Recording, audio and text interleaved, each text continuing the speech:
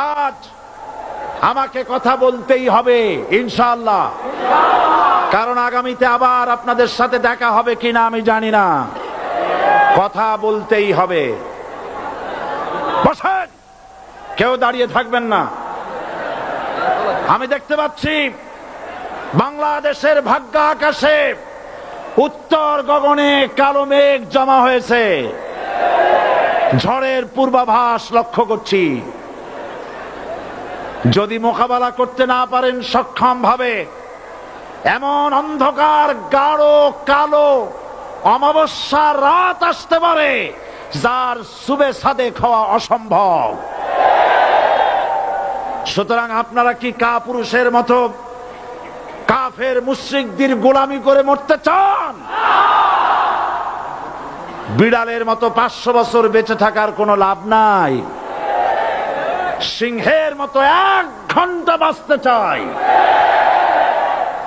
আমাদেরকে বলা হয় সাম্প্রদায়িক উস্কানিমূলক কথা নাকি আমি বলি। পত্রপত্রিকা দিছে না তারা? সাম্প্রদায়িক উস্কানি কথা, সাম্প্রদায়িক উস্কানিমূলক কথা বলি। সেই জন্যই বোধহয় শত শত মুসলিম আমাদের কাছে এসে মুসলমান হয়। মানুষে আর বোকা বানানো যাবে না। যাবে কি? আর বোকা বানানো যাবে? তারপর বলছে কি? এরপরে বলছে, আমাকে বলছে রাজাকার।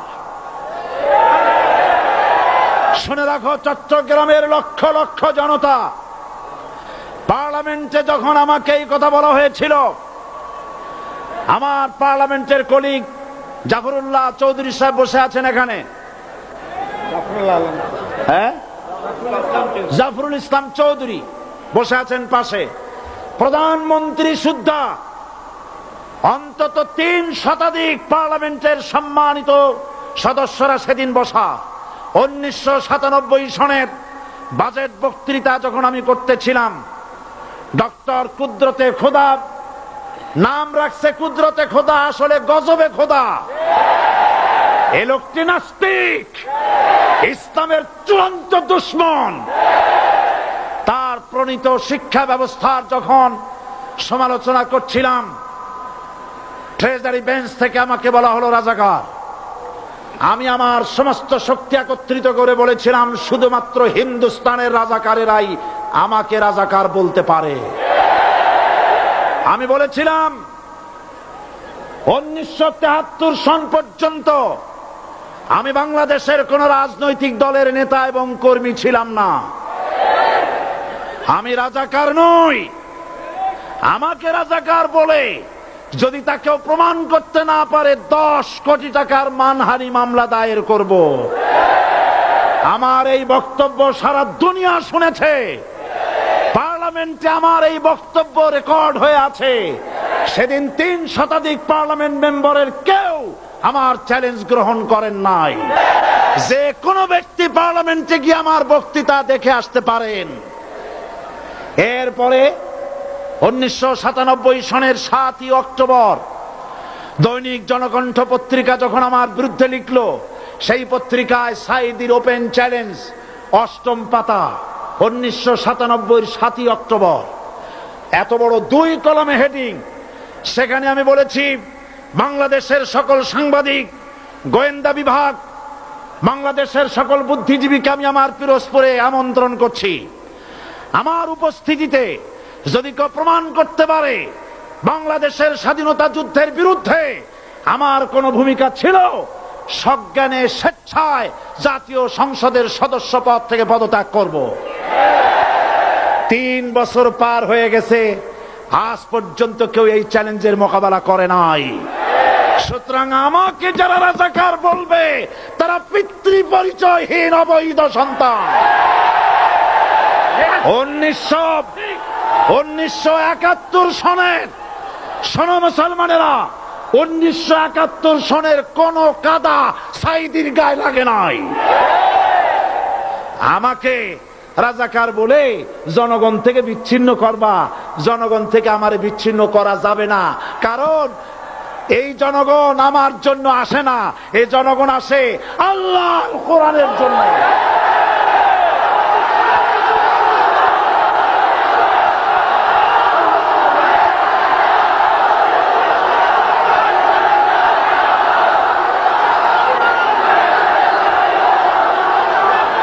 আজকে আর যারা ইসলামের কথা বলে, তারাই রাজাকার, তারাই মৌলবাদী। মৌলবাদী বললে আমরা অসন্তুষ্ট হই না, কারণ মৌলবাদী শব্দটা আসছে মূল থেকে। মৌল শব্দ এসেছে মূল থেকে। মূলবাদী তার মানে যারা মূলে আছে। মূল হলো কোরআন, মূল হলো হাদিস, মূল হলেন আল্লাহ, মূল হলেন আল্লাহ রসুল। আমরা আছি মূলে।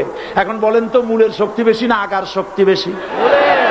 আমাদের যারা মৌলবাদী বলে ওরা হলো আগাবাদী। মূলে আছে কত কোটি? 12 কোটি। মূলে আছে কত কোটি? আর আমাদের যারা মৌলবাদী বলে ওই থাকো গাছের আগায়, আমরা মূলে। লাভালাভি বেশি করবা না, 12 কোটিতে গাছের গোড়া আসতে নানা দেবে, মামু বাড়ি দিল্লি গিয়ে পড়বা, বাংলার জমিনে জায়গা হবে না। এ কথা বিশ্বাস করো। বাংলাদেশের মুসলমানদের শরীরে এক বিন্দু রক্ত থাকতে শয়তানের তৈরি করা ধর্ম নিরপেক্ষ মতবাদ বাংলার জমিনে কায়েম হতে দেওয়া হবে না, হবে না।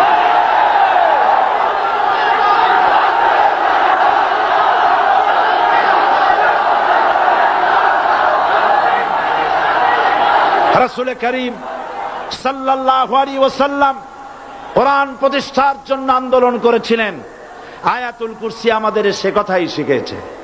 আল্লাহ রাব্বুল আলামিন বলেন, আল্লাহু লা ইলাহা ইল্লা হুয়াল হাইয়ুল কাইয়্যুম। প্রাণ খুলে পড়েন, আল্লাহু লা ইলাহা ইল্লা হুয়াল হাইয়ুল কাইয়্যুম। আল্লাহ হচ্ছেন তিনি, যিনি ছাড়া কোনো ইলাহা নাই, আইনদাতা নাই, বিধানদাতা নাই। আমরা মানুষের তৈরি করা আইন মানি না। 12 কোটি মুসলমানের দেশে আইন তৈরি করবে মানুষ, আমরা মানব না। পার্লামেন্টে তৈরি হতে হবে কোরআন দিয়ে, পার্লামেন্টে আইন তৈরি হতে হবে কোরআন দিয়ে। সুতরাং ভয় যতই পান আর যতই ষড়যন্ত্র করেন, 4 দল যখন একত্রিত হয়েছে, ঐক্যবদ্ধ থাকবে, সরকার ঐক্যবদ্ধভাবে গঠন হবে, নির্বাচন ঐক্যবদ্ধভাবে হবে এবং কোরআন হবে, আল কোরআনের পার্লামেন্ট হবে বাংলাদেশে।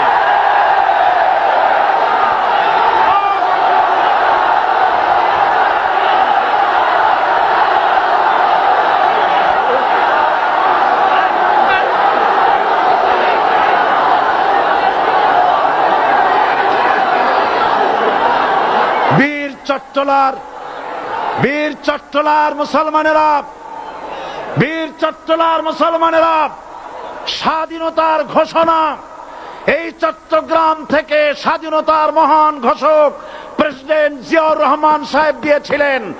এই চট্টগ্রাম থেকেই ইসলামী রাষ্ট্রের ঘোষণা হবে।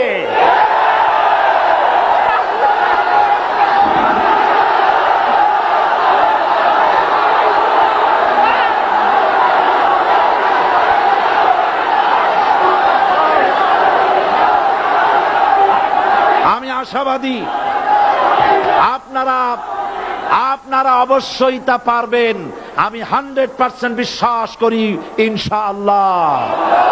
কারণ যে ষড়যন্ত্রের মোকাবেলা করে স্থানীয় রাজনৈতিক দলের নেতৃবৃন্দ কোরআনের মাহফিল সিনায় এনেছেন, আমি প্রথম দিনই বলেছি চট্টগ্রাম তাফসিরুল কোরআন মাহফিল কোন রাজনৈতিক দলের প্রতিনিধিত্ব করে না। এটা কোন জামাত শিবিরের একক সম্পদ নয়, এটা চট্টগ্রামের মুসলমানদের কলিজার টুকরা তাফসিরের মাহফিল। সুতরাং এই মাহফিল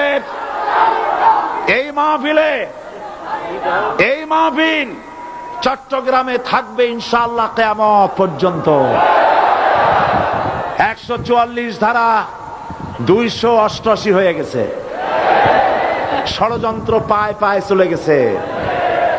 আমি ওই সব ছেলেদের বলি, সরকারি দলের ছাত্র হইয়া মুসলমানদের বিপক্ষে যাইও না। এদেশের ভাগ হয়ে